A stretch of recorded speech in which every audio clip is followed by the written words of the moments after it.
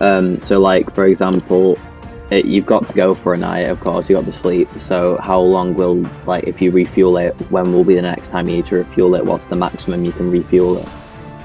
So if you have a station, let me speak to the player outpost specifically first. So if you are an individual and you are running a player outpost, you could feasibly leave your station for roughly 2 weeks before having to refuel it. This is just the base level station. Here's where that changes. So if you start upgrading your internal systems, such as your refinery, your factory, your storage, you will then start to use more power from your reactor, which means you're consuming more fuel. So, depending on how many things you want to have running in your outpost or station, that will be the determining factor. The same goes for faction stations. Now, faction stations will be modular, right? So they will have a lot higher demand when it comes to uh, fuel consumption.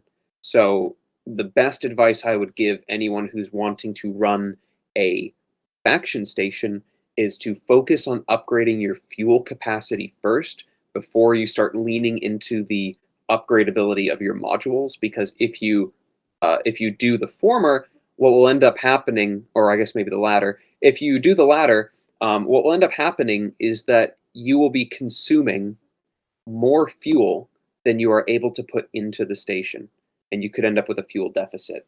So you have to be very careful about how you plan your faction station development. Otherwise, you'll end up having to fill up your station. I'd wager Mm. almost hourly. So Yeah, make sure you're yeah. upgrading it. Make sure you're upgrading your fuel capacity, as well Thank as your you. storage capacity. I'd say storage capacity and fuel capacity will be the two most essential things to upgrade in your stations or outposts. Yep, sounds good. Thank you.